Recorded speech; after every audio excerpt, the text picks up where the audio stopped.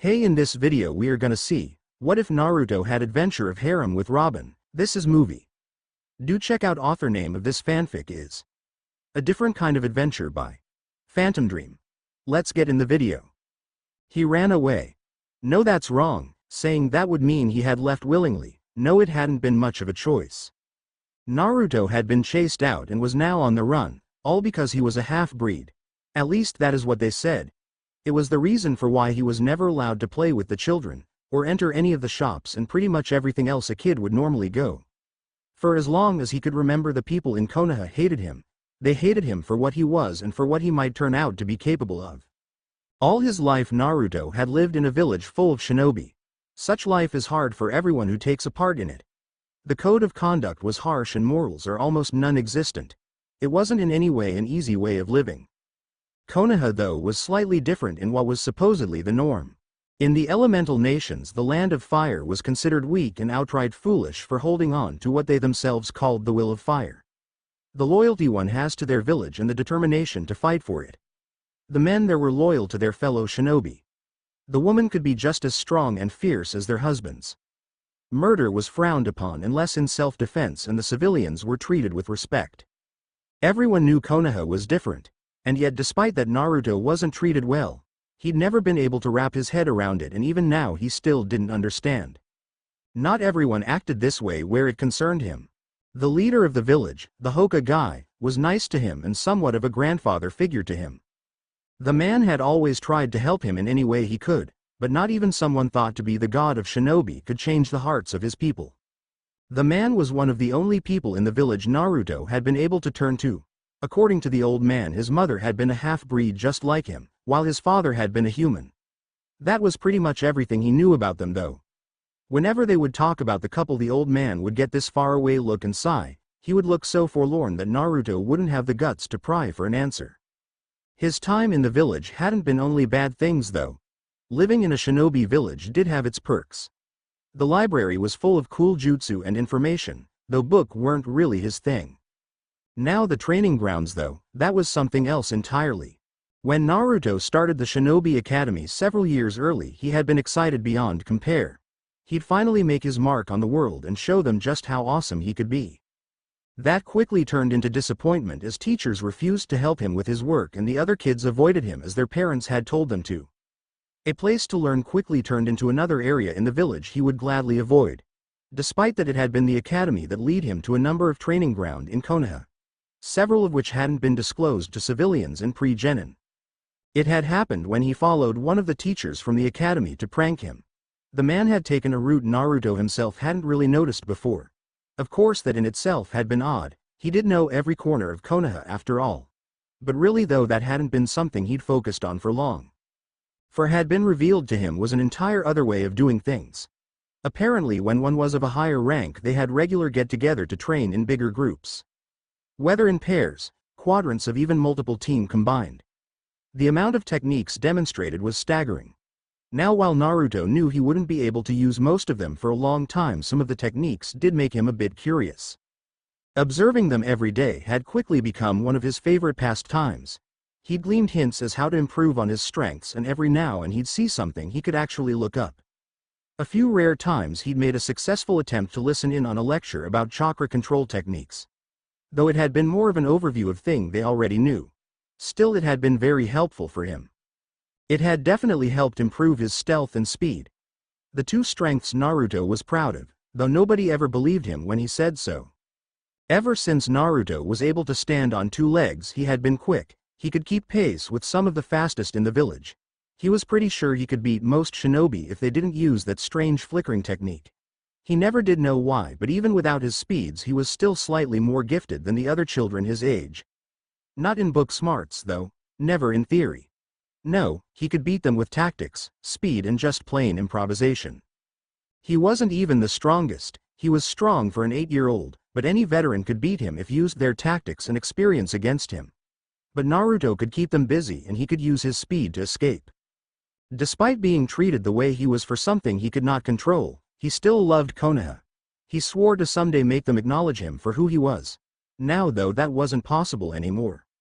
He had been chased out by a great group of people, and some of them he'd even recognized as capable shinobi with influence in Konoha. What had actually forced him to turn his back on his old village had been the look in their eyes. Naruto had always held some kind of hope that, just like Iruka, the people of Konoha would eventually come to see him for who he was. If he became Hokage, he would have the chance to show everyone he wasn't some kind of monster. But when he saw their eyes, the same eyes that were filled with love and adoration as they fell on their spouse, their children, their family. The same that were said to be the windows to one's soul. Now though Naruto didn't ever want to believe that last saying to be true because each and every one of those eyes were shadowed. Shadowed by the hatred, dislike and plain disgust they held for him. The emotions were so clearly expressed in their facial expression, their eyes and even in the weapons they held. They hated him, and with this he himself could believe so too. But why him? He hadn't done anything wrong. If he did, he couldn't even remember it. He'd cried the night he left. His few friends had come to say goodbye and good luck. Luckily enough, he was one of the fastest in Konoha and there wouldn't be anyone chasing after him. Either they thought he wasn't worth the attempt or he'd actually make them work for it. After months of trying to survive and countless of meeting with dangerous people and shinobi, he finally reached the end of his nerves. He'd been on the run constantly with nowhere to go, and Naruto knew he'd been extremely lucky to have even survived for so long, but he was lonely and fed up with everything. Other villages did not accept him as his village Konoha was seen as one of the most powerful, but also one of the most disrespected and ridiculed. They didn't want someone who was banished from there and be seen as their enemy, but at the same time they didn't believe as child from that place to turn into something worthy of their attention. It was the foremost reason he couldn't settle down anywhere. They'd always find out and throw him out. And because of that he decided to leave the elemental nations and go into the outside world. That is where his adventure would begin. How long is this ocean going to keep on going? I've been walking for days, shouted Naruto over the blue horizon as he listened to the waves. He had definitely been walking for days and hardly had any more food or water. It was surprising how painful it is to have no water to drink while walking in a place with only water. Well, he wasn't taking a chance and drinking seawater, but it was still frustrating. Over the last few days he'd been running over the sea non-stop. Knowing the old man in a village of shinobi had been useful. The Hokage had caught on to his huge amount of reserves in chakra quickly and showed him multiple ways to improve his control. He'd explained that chakra was the energy by which shinobi could use their amazing techniques. Naruto had grown up seeing the amazing things all the ninja could do and had always yearned to do the same. When the old man actually started helping him with, he found out it was hard work. He complained a lot about it. After all, learning to stand on water and climb trees was cool, but he wanted to be the Hokage. He didn't have time to learn all those stupid chakra techniques. He wanted to learn how to control fire or shoot a beam from his hands. Besides, what kind of Hokage meditates? The old man should be taking him to help save a princess or two, maybe help a village on the way. Eventually he had gotten told off and the importance of chakra control was drilled into his head. In the end he never gave up trying to learn them. One of the techniques he learned was water walking, and the amazing thing was that he learned it before he was of age to graduate. Not that I can ever graduate now, Naruto thought sadly. He shook his head to chase away the negative thoughts and looked out over the never-ending horizon. I really need to plan my ideas more, he mumbled as he kept walking, but took on a more leisurely pace to spare the energy he had left. When he'd left the elemental nations he'd snuck onto a boat as it was about to leave. For several days everything had gone exactly according to plan. But a week into his journey he'd been a bit clumsy and tripped down the stairs as he ravaged for food. Let's just say that particular boat wasn't very big and it didn't have quite as many hiding places as Naruto had first thought. So it had turned into a hiking trip, hopefully with the end in sight somewhere soon. It was finally after hours had passed that slowly but surely a bit of land came into sight. Naruto started running towards it before he even fully realized what it meant.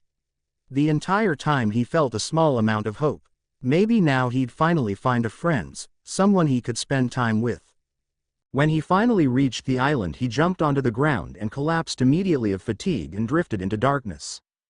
She walked through the forest holding her book and went to sit down on an old tree trunk, opening her book to read.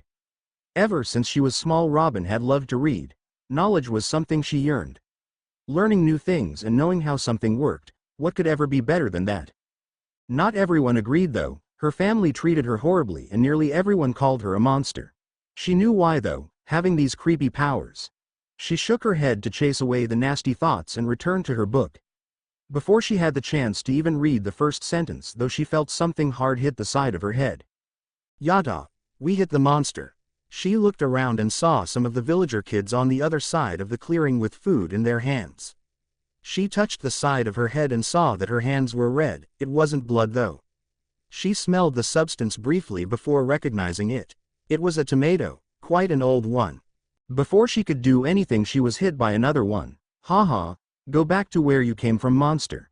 Monsters like you don't deserve to be here. She turned to the kids and glared at them. They flinched but quickly composed themselves and continued throwing things. After 3 more hits she had had enough and waved her hands in a circular gesture. As soon as she did so, multiple hands appeared out of nowhere and gave each of the kids a soft slap on their heads before disappearing again. The kids who had been hit were clutching their heads tightly. Ouch! That hurt you, demon. I'm gonna tell mom and you're gonna be in big trouble. One of them shouted. The others saying something similar before running away. To be honest, Robin couldn't care less about them and started to walk away. After a couple of minutes of walking she finally reached her house. It was at the edge of the forest so she didn't have to go through the village. She opened the door and entered the house. Roji Obasan, sorry I'm late. She said politely. There was no answer, the lights were out and she heard nothing in the house. She shrugged a bit in disinterest and walked over to the table. Quite soon she noticed a note laying there written to her. To Robin, it's our daughter's birthday today, so we've decided to have a private dinner, with no outsiders. We have some bread, so eat that for your dinner. Don't use too much jam though. When you're done with your dinner, finish cleaning, wash the dishes, and bring in the laundry before we come home. Don't forget to go upstairs before it gets too late. Roji, without looking at the note a second time, she started her chores. It wasn't really anything new for her. Ever since she was 2 she had been looked after by Roji because her mother had left without her. They already had a son and because of that they didn't pay her any attention. She was used as a maid around the house. After an hour of scrubbing she was done. She ate some bread and left the house and went into the forest. Ever since she could remember she loved the forest. It was peaceful and she could be alone here without anyone interrupting her. Well, almost always. She continued her walk and stopped every now and then to check her surroundings for anything interesting. After about an hour of walking Robin arrived at the beach and sat down to read, but before she started she noticed something lying on the beach. Not being able to see exactly what it was she stood up and walked over. As soon as she came close enough to recognize what it was she gasped. It was a young boy about her age. He had sun-kissed hair and 3 whiskers like scars on each cheek. His clothes weren't in their best shape but they also seemed very old and worn, as if it was the only pair he had. She sat down next to him and checked his pulse. It's still there and strong, so it doesn't seem like his life is in any danger. It was a relieving though. She swung her arm and a lot of arms appeared in 2 rows lined up behind one another. The first arms picked the boy up and passed him onto the second arms, continuing the process until slowly they reached the forest, where they put him down. As the arms moved the boy, she slowly followed them and observed him. She wondered what to do with him for a bit before sitting down leaning against the tree right next to him. She observed him for a little while longer before opening her book and continuing to read. Naruto opened his sky-colored eyes and looked around, but before he was really aware of anything his instincts kicked in and he soon held a kunai against the neck of someone next to him. He was the first thing he heard. He looked up and realized it was just a girl. Someone around his age. Normally he would have retracted his kunai, but considering all that had happened in the last few months he kept it there until he was sure he could trust her. Better safe than sorry.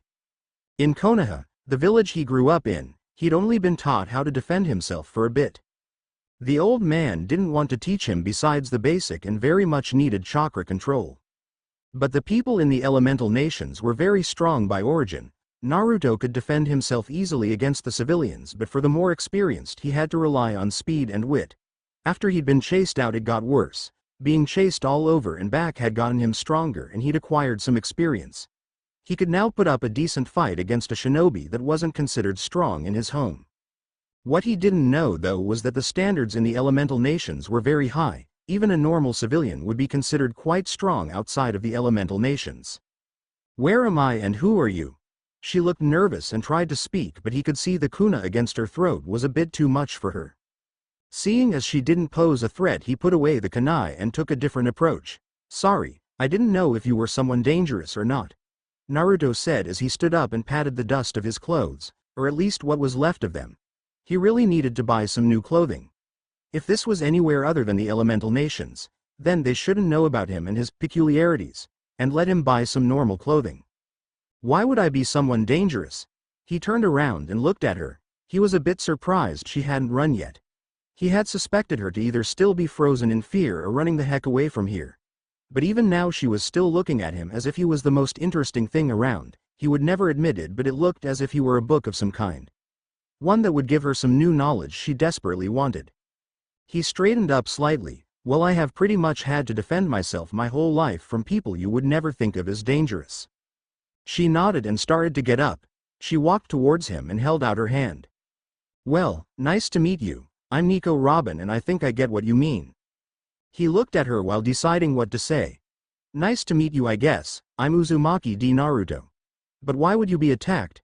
She looked up and blushed. She waved her hand and suddenly he was surrounded by hands that were sprouting from all kinds of places. He backed off and tripped over a branch, landing on his butt. Wah! Where the hell did those come from? Robin had expected that reaction. People always did, and soon after they would start calling her demon or monster. She waited for the rejection, bracing herself, while watching the boy on the ground looking shocked. He opened his mouth to say something. That is so cool. How did you do that? Can I learn it? He looked at her with sparkles in his eyes. She looked at him shocked about his reaction before composing herself. She shook her head lightly. Sorry, only I can do this. It's because of the devil fruit that I ate when I was small. She saw him looking at her as if she were talking in a foreign language and decided to explain a bit more on the subject. After all, maybe he wasn't born on an island in the Grand Line. It's a special kind of fruit, that when you eat one you gain special powers. The only side effect is that you become a hammer in water and will never be able to swim again. He, HMMD, and stood up. Well, considering you showed me your secret, I guess I should show you mine. She nodded and he did a backward jump. Halfway the jump his body started to shine lightly and his form changed into that of a fox. When he landed he was fully shaped as a fox, or rather somewhat of Kit. He was now entirely covered in fur that was the same sun-kissed yellow as his hair had been. He had one tail with a black tip on the end. On his stomach he had a white coloring that reached up to his snout. He had blood-red eyes that shined as if there were jewels placed inside of them, and around his eyes he had a black line that separated the bottom white half of his snout from the top yellow half. Robin stared at him in awe, and before she could control her actions she started to pet him and scratch him behind the ears. Naruto was just as shocked as Robin had been. People didn't just pet half-breed yokai, though when he thought about it he looked just like a fox that was just slightly bigger than usual. When she had shown him her powers he decided to show her his. He thought that if she would start to hate him, he would at least know it beforehand and wouldn't be disappointed if they became friends. If she told the rest of the people in the neighborhood, he could always sneak and steal something. It would only return to how it had been. Better have his share of reality now than have his hopes crushed again later. She continued petting him and he was enjoying every minute of it. Before he knew it he was sitting down and relaxing while she continued to pet him. After a while she picked up her book from the ground and started to read again while she continued to run her fingers through his fur. They sat like this the entire evening until it started to become dark and she had to return. He changed back to his human form and she stood up. So Naruto, what are you going to do? She looked him in the eyes and he was immediately grateful that she didn't fear or hate him. He realized he was hoping to become friends with her but pushed the feeling down in fear of being betrayed again. Well, I guess I'll stay here for a while. I need to rest before I can continue, and there is a forest so I can stay here. She made an agreeing sound and started walking down the path. He followed. Nay, Robin. Hi. She stopped and faced him. Why aren't you afraid of me or asking me why I can do that? You explained your powers to me, so why shouldn't I? She looked down and thought, well, you brought up the story and I did it mostly to show you I don't mean any harm, but you don't seem like you want to talk about it. I'll listen when and if you want to tell me. He looked her in the eyes as she lifted her face. Why do you already trust me that much? We've hardly known each other for a few hours. She turned around and continued walking. Well, I think it's because we're similar. I don't know, but everyone in this village calls me a demon or a monster. He flinched when she said that but followed after her as she talked. But you didn't judge me like I expected you to. I think you know what it feels like to be hated. She stopped and turned around, but that's just a feeling I have, so don't worry about it. She was about to turn back, but he decided to answer that thought. I do know what that feels like, and if that's the reason I feel like we'll be great friends. He said in a childish and innocent way he hadn't got to for a long time. She stopped and turned around so quickly he almost thought her neck would snap or something similar. He could see she had a hint tears in her eyes and he started to panic. Are you alright? Ooh, is it something I said? Something I did? Please say you're alright. I really don't know what to do when girls start to cry. But while he was ranting on about what to do, she started to giggle and slowly burst out in laughing. What? I really don't get you. First you're crying and now you're laughing. He looked at Head exasperated. After Robin stopped laughing and started to breathe again, she stood up. Dad, it was funny seeing you panic, but what I wanted to say was, arigato. I've never had friends before and would be really happy to have you as a friend. I'll come by here again tomorrow. See you then. She turned around and ran away, leaving a frozen Naruto behind on his own. Naruto was walking around the forest. He had spent the night hunting, collecting food or resting. Slowly the night had turned to day and he wanted to see Robin and the island. She had said she would come to the forest but never said when, thus Naruto had decided to go look for her. Being half fox did have its quirks. He had an incredible smell. Aside from maybe the Inuzuka, who specialized in scenting, there probably weren't many humans that could compete with him on the matter. He sniffed around for a bit trying to find the right scent, and it didn't take long before he found the now familiar scent of parchment and flowers. He didn't want to go to the village quite yet. After Robin told him that they didn't accept her, he didn't think he could trust them. He followed her scent and quickly realized that it was also moving away from the village. Naruto continued to move after it and soon found himself standing in front of one huge tree. The tree was, in no way definition of the word, small. It was 9 to 10 times the height of what would normally be a very tall tree and had the width of at least a couple of houses. He stared up and found he couldn't even see the top, even with his enhanced sense of sight. Moving closer, he could smell Robin's scent coming from inside the tree. How am I going to enter a tree? He absently thought as he continued to circle the base. 10 minutes later, he was almost halfway circling the tree as he didn't know what to do otherwise. It turned out to be the right decision though, because on the other side there was a door. What a door would be doing on a tree, though, he probably wouldn't understand. He sighed and knocked on it and waited for a couple of seconds, but as soon as he didn't get an answer, he knocked again. This time, though, he did heard movement inside. He waited for a couple of seconds before the door opened. I thought I heard someone knock on the door, but... The guy who answered the door mused to himself. Naruto had expected someone to open the door, and that person might be surprised that a kid like himself would knock on the door. But this guy actually managed to literally look over him. He knew he was small, but this just pissed him off. Down here, never had a kid knock on your door before? He knew it wasn't polite to say such a thing as a greeting, but he didn't like someone messing with his height, directly or indirectly. The man turned to look down and to his pleasure managed to paint the picture of remorse with his expression. Ooh, sorry boy. I didn't see you there. Let me start again. Might I help you? Naruto straightened and looked up. The guy seemed nice enough, so he started again. No problem. I just don't like people messing with my height, but I understand you didn't mean to. He gave the man his brightest smile. Anyway, I came here because I wanted to see Robin. Is she here? If the man was surprised, he managed to keep it well hidden.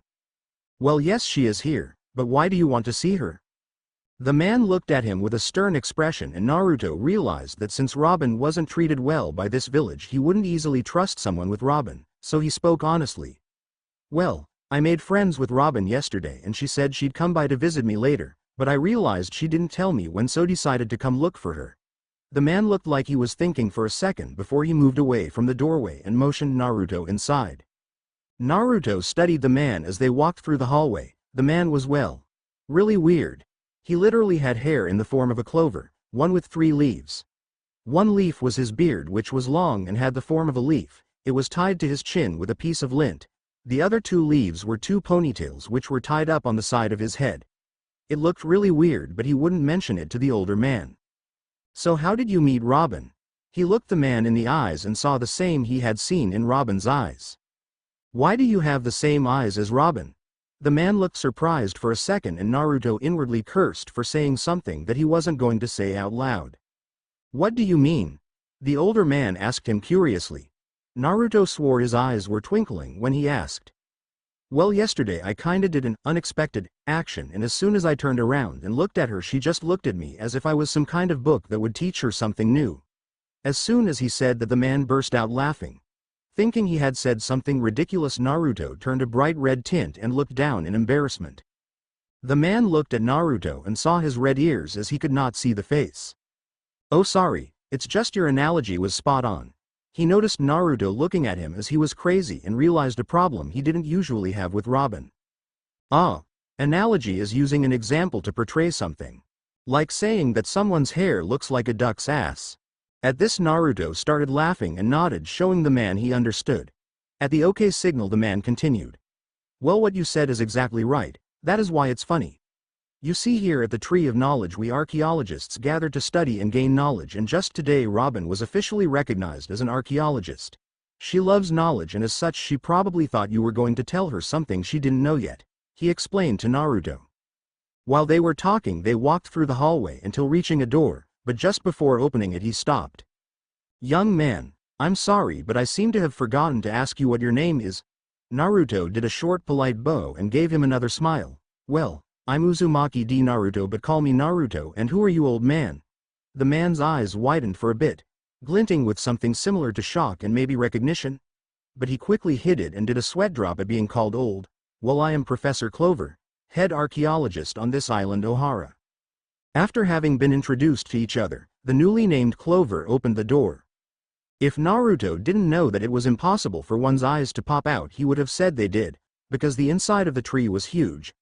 Rows after rows after rows of books were put in cupboards that went all the way up to the top of the tree. A height he couldn't see properly even with his eyes. He had never seen so many books before. He nearly wondered briefly there even was so much to know about the world. Seeing as Naruto was frozen, Professor Clover took the lead. Follow me, Naruto, I think I know where you'll find Robin. Listening to Professor Clover, Naruto followed him through the mountains of books and up the stairs. After climbing several stairs, they finally reached a leveled area where several tables were put out, probably for reading. Naruto mused. But as soon as they fully reached the floor, he saw Robin sitting there reading and ran up to her. Robin. She looked up and saw Naruto. After seeing who it was, she smiled and waved. He walked to her and sat down. You don't mind that I came looking for ya, do you? She shook her head and smiled again before returning to her book. He looked at the title and saw she was reading some kind of book on round rainbows. Looking around all the books, he suddenly had an idea. If they have any book on shinobi, they had to have it here, so he walked to Professor Clover. Nay, Professor Clover, do have any books here on shinobi or jutsu? Professor Clover looked surprised at the young boy, but that expression soon turned to a slightly sterner one. And why would you know about that? Not many people are aware of the elemental nations and even less of the terms they use there. Naruto looked at him confused before he slapped his head for no realizing he had forgotten that he wasn't in the elemental nations anymore, and since they were shinobi, other parts of the world would not know. Sorry, Professor Clover, I forgot. I am from the elemental nations and had to leave because of certain reasons. But I want to continue training, and I thought that if there are so many books here, you must have information about almost anything here. He smiled sheepishly while explaining. Professor Clover just looked at him with surprise, before managing to answer Naruto's question. Well, the amount of information we have is minimal, though, as you said we do have some. Would you be willing to verify it if you could? Naruto thought about it before answering. Yes, if it's verifying I don't mind, but as you know, shinobi are based on secrecy, and as such I cannot tell you anything new. Naruto told him seriously. He may have been chased out of his home, but even now he still had his honor of being a shinobi. Besides, he'd been raised as one. You wouldn't think it seeing his character, but Naruto was one who'd taken well to stealth. Professor Clover stared at the young boy before answering. Yes, that is understandable and very admirable. Though I wonder how they managed to keep so much secret and even managed to keep a young boy such as yourself keep it willingly. I will see if I can go get some of the books now. Have fun, you too, Robin. He looked at her and she absently waved to him before returning to her book. He joined her at the table and went through some of the books looking for something interesting. After about an hour, Naruto was beginning to lose patience. He was never one for reading if it didn't have anything to do with training or stories. Nay, Robin, how can you keep reading for so long? Robin looked up from her book, half surprised and mused for a bit before answering. Well, I suppose I just like learning new things, don't you? He looked at her and answered, well yeah, but for me that doesn't mean everything.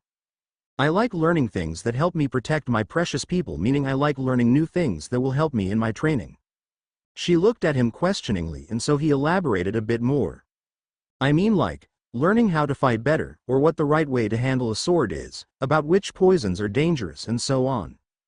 Things that can make a difference in life and death. She looked at him with an odd expression before standing up and walking away. Robin. Hey Robin, where are you going? He was about to stand up when she came back. Here. She handed him 3 books, though I don't know much about shinobi so I can't help you with that. These books are about martial arts of some country, other ways of being stealthy, and the last is one on survival methods. I don't know if that helps. He thanked her excitedly and gave her a big hug before sitting down and starting to read. All without noticing her slightly red-tinted face. While all of this happened, they didn't notice that at least half of the staff of the Tree of Knowledge was watching what had happened with growing smiles on their faces. They were all thinking about how Naruto was a good influence on Robin. The girl had no friends her age on the island.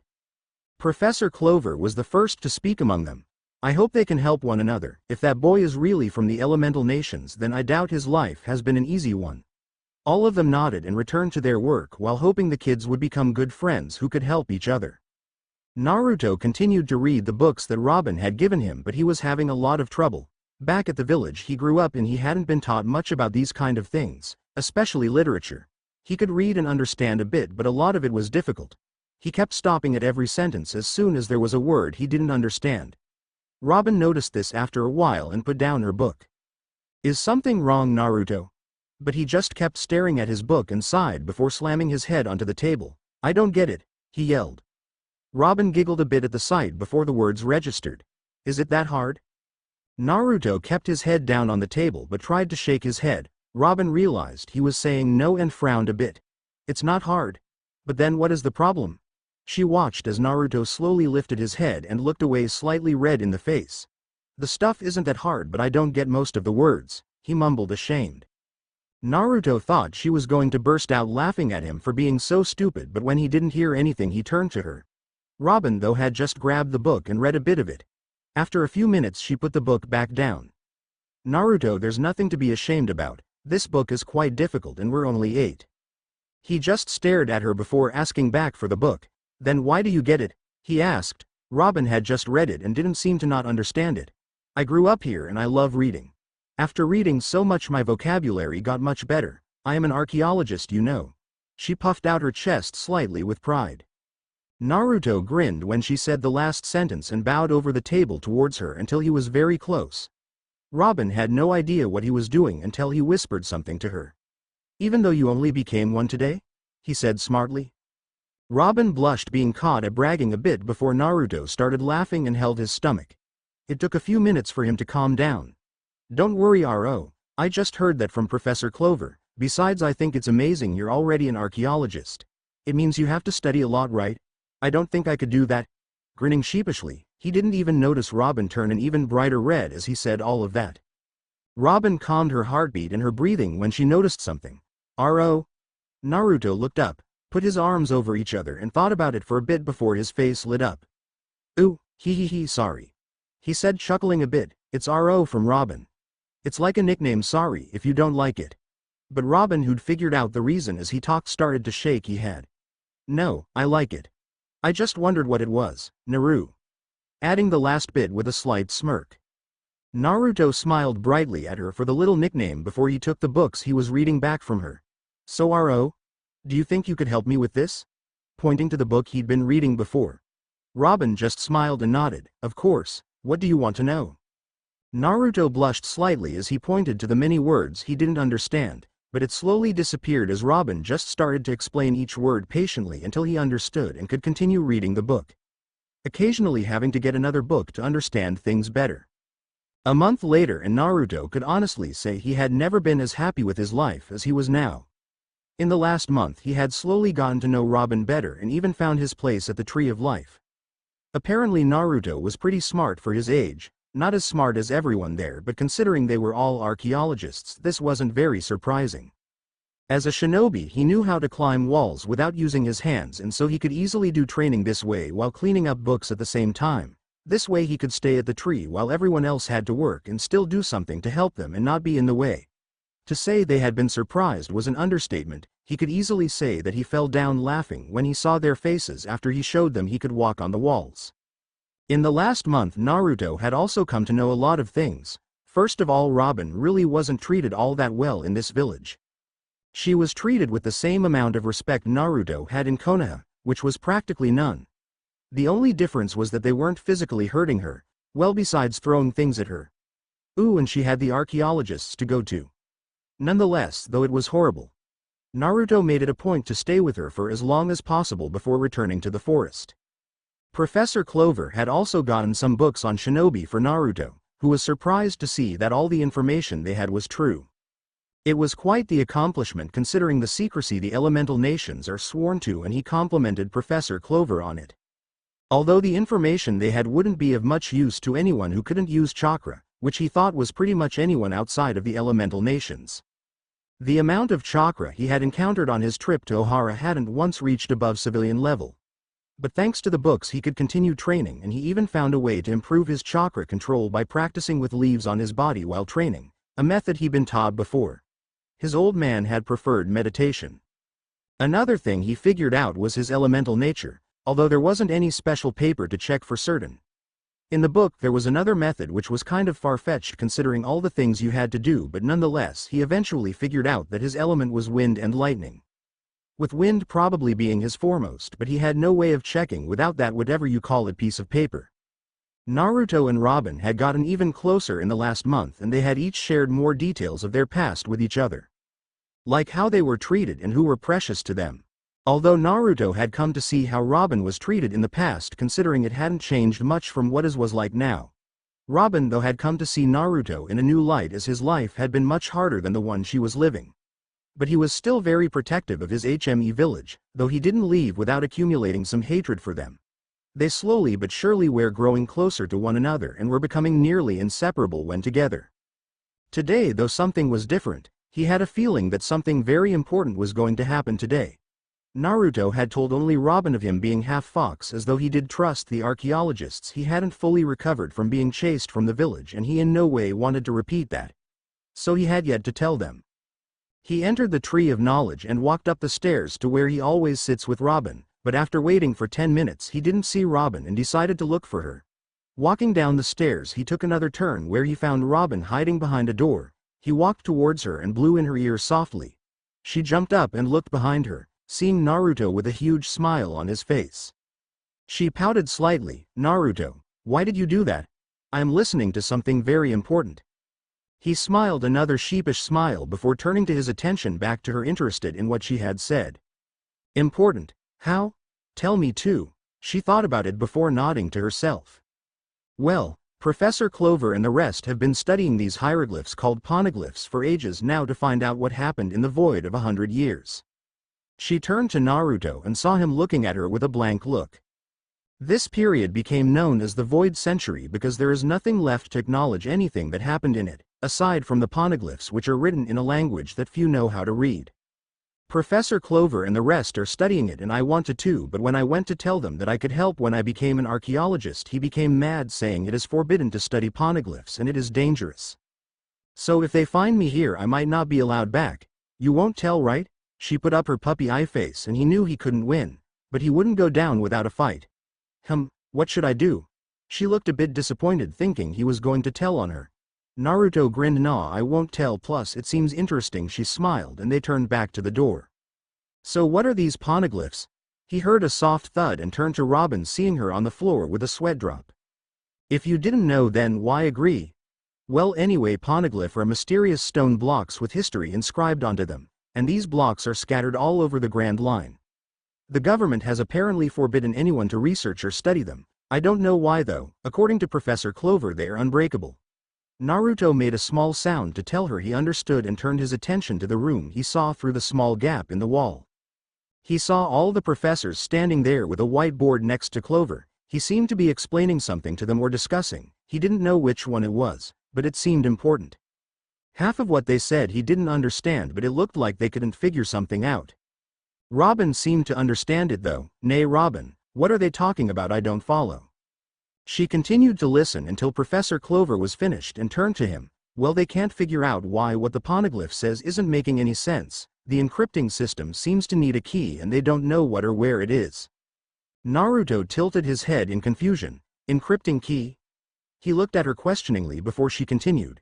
"Yes, some codes need some kind of key before they can be solved. That is why some codes and encryptions haven't been solved yet. An encrypting key can be anything, information, a number, or even something personal." Naruto nodded and they turned back, but soon he drifted off again and found himself looking at the ducts before an idea popped in his head. "Hey Robin, I know spot where we can look at the room better and hear better.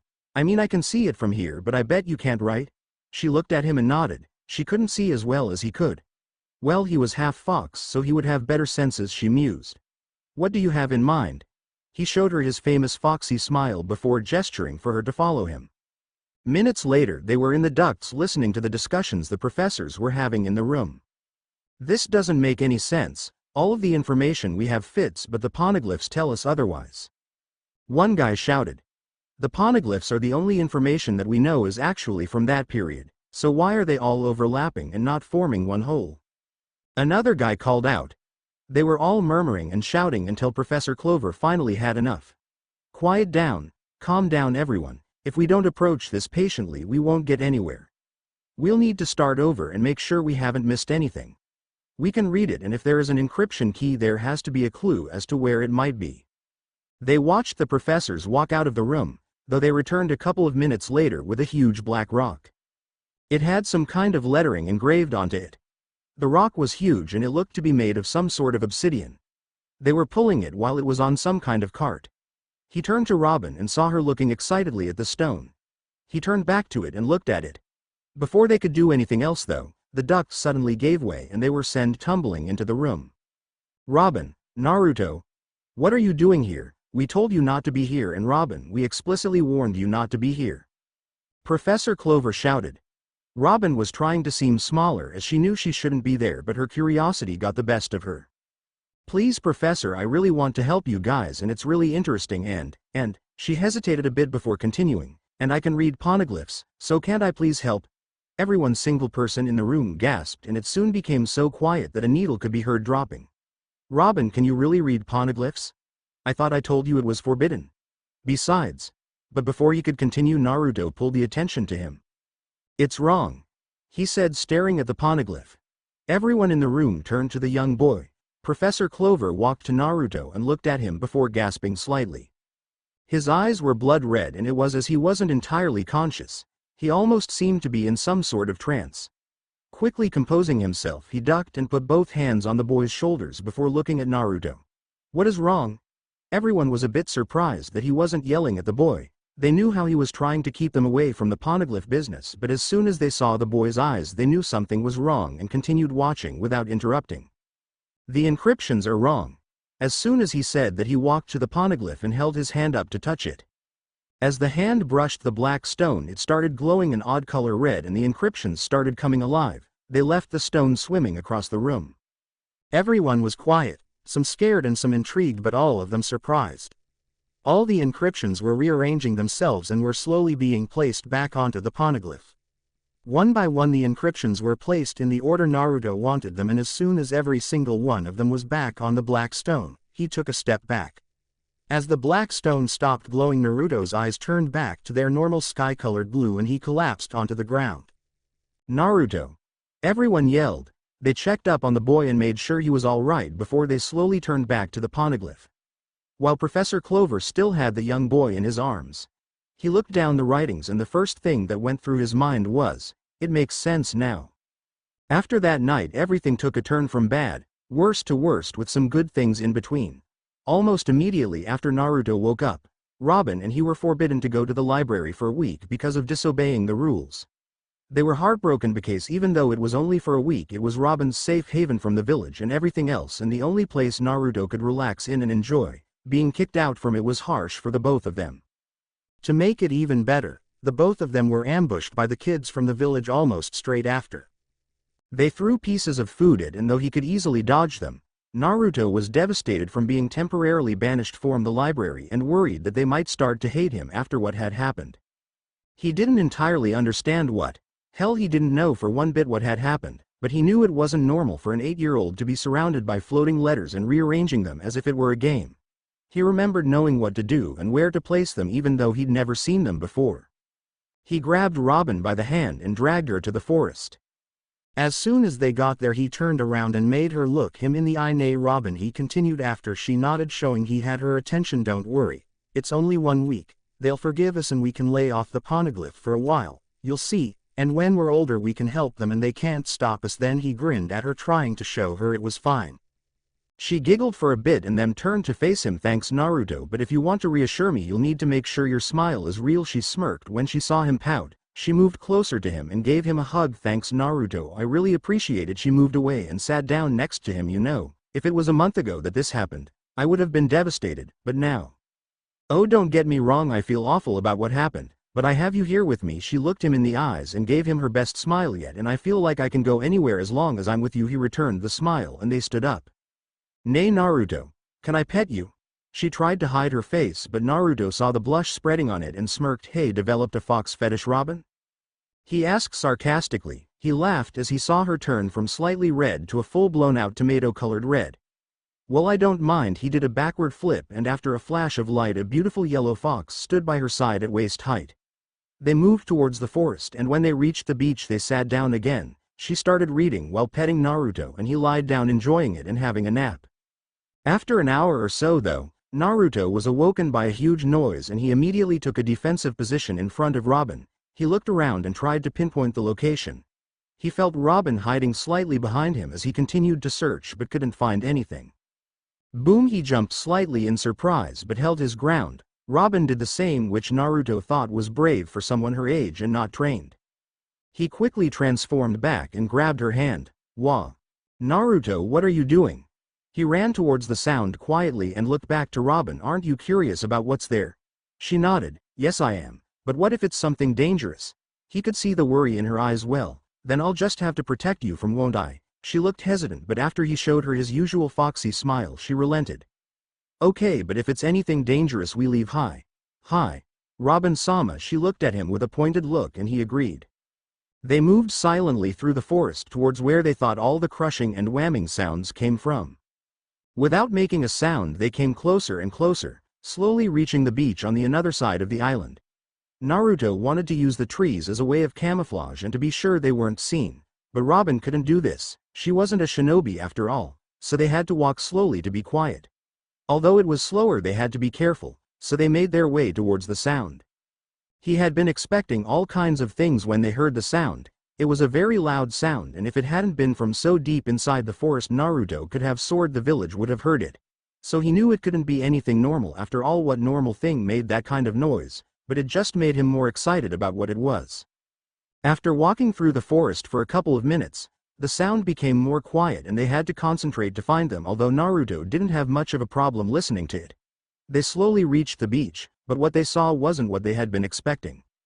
Laying half on the beach was a giant. Naruto was amazed and tried to move closer. He wasn't the only one. Robin couldn't hide her curiosity and followed him to the giant. They were surprised to see that those sounds were of him coughing loudly from swallowing seawater.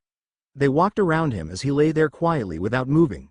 Naruto knew from years of training that the giant was awake, but he didn't know why he would pretend otherwise, so he tried to take the lead, but Robin stayed next to him. He heard something move and stayed defensively by Robin's side. "Gwa!" The giant suddenly yelled, but Naruto and Robin both just stared at him. That giant definitely has to do some training if he wants to scare someone, Naruto thought. He looked to Robin and saw she was also looking at him as if he were crazy. Surprisingly, though he didn't see the usual spark in her eyes that she had when something interested her, was a giant not interesting enough for her. But before they could do anything the giant collapsed before them. "Am I Mizu?" He looked at Robin as she repeated it. "Mimizu?" Before Naruto started laughing. "Mizu, Robin. I think he wants water." She blushed slightly and turned away. "I knew that." He continued laughing but walked towards the giant. "Naoji-san, there is a river just up ahead in the forest, but we can't carry you there.